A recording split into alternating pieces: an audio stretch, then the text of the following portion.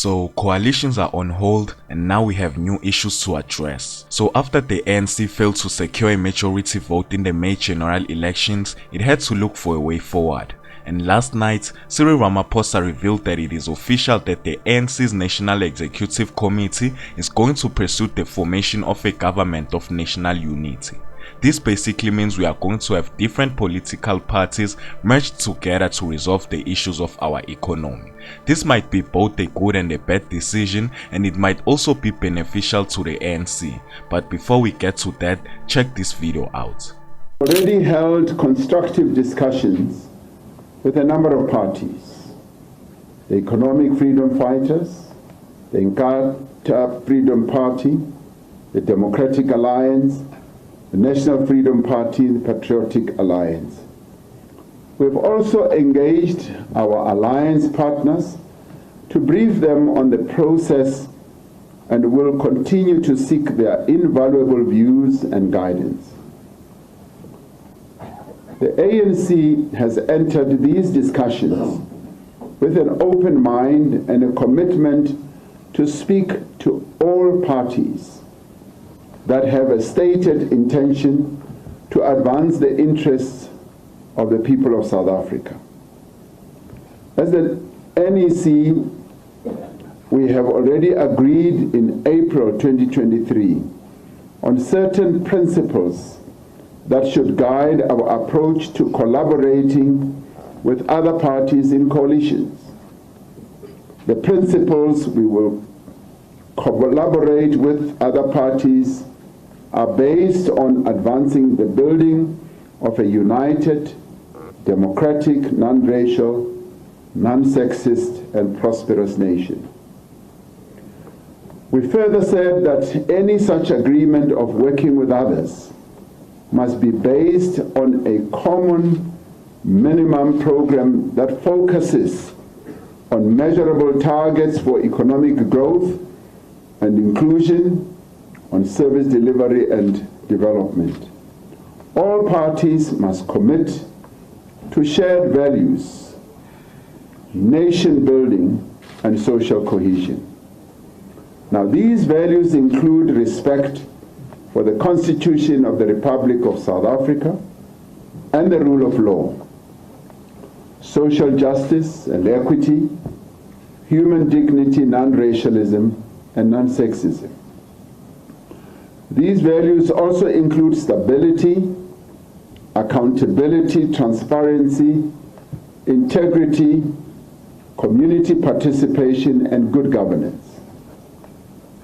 Agreements between parties who will be involved in this whole process should, in the end, be in writing. They should be public. They should also be transparent and include measures for holding all participants accountable. So we've heard that the ANC had already engaged in talks with the EFF, the PA, the IFP, the NFP and the DA regarding the setup of the government national unit, and they have promised to immediately address issues such as unemployment, low economic growth, high cost of living and a lot more, which is a good thing after all, but at what cost? Yes. Together they may be able to make South Africa great again, but don't you think this will bring conflict amongst them? The ANC has failed this time, and before things started getting very messy, they ran into making this decision which gives them nothing but power to keep Cyril Ramaphosa in his seat. We've been played once again. I mean, the government of national unity was implemented to bring together a nation after serious wars and genocide. It was simply meant to unite people for the sake of peace. Check this out. Going to be the acid test of the government of national unity. We have emerged as the majority party on the basis of the program which is contained in the Reconstruction and Development Program. There we have outlined the steps that we are going to take in order to ensure a better life for all South Africans.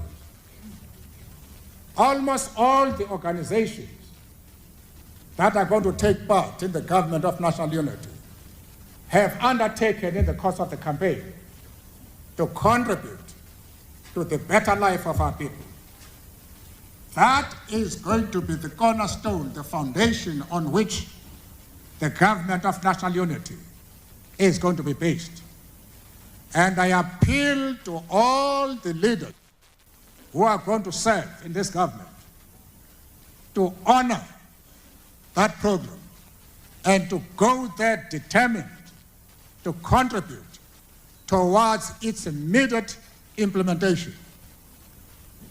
If there are attempts on the part of anybody to undermine that program, there will be serious tensions in the government of national unity.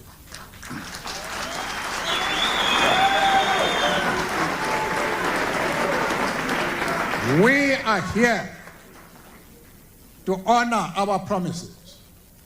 If we fail to implement this program, that will be a betrayal of the trust which the people of South Africa have vested in us. It is a program which was developed by the masses of the people themselves in people's forums. It has been accepted by state corporations, by government departments, by business academics, by religious leaders, youth movements, women's organizations, and nobody. Now, do you think this was a necessary decision to be made by the ANC? Just listen to what Jacob Zuma said when he was asked if he'd be willing to work with the ANC. Would you be willing to work with the ANC?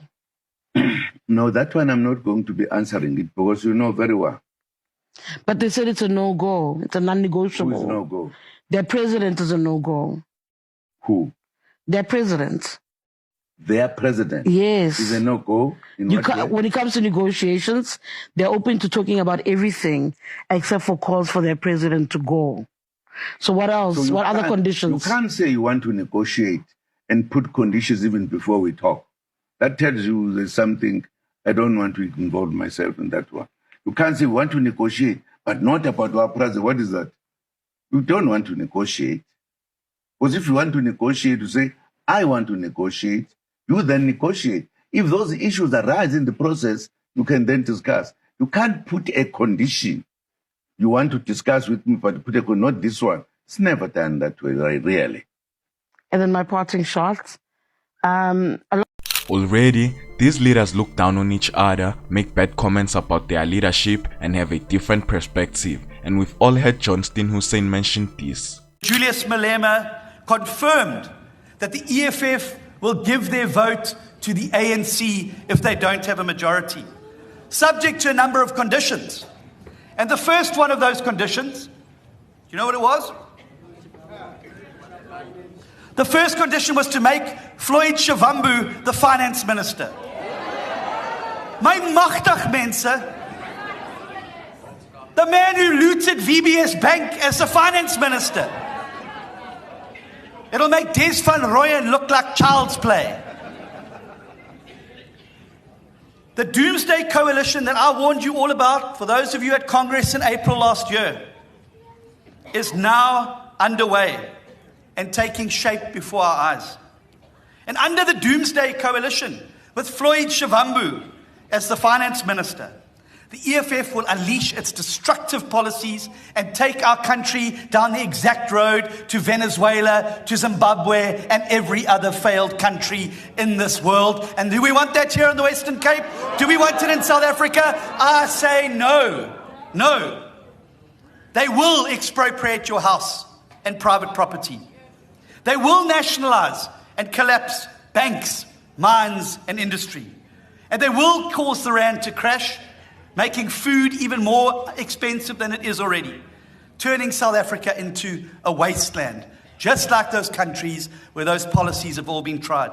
Which will be something they'll have to discuss, and there's no way different ministers will come from one party. Instead, the power has to be divided.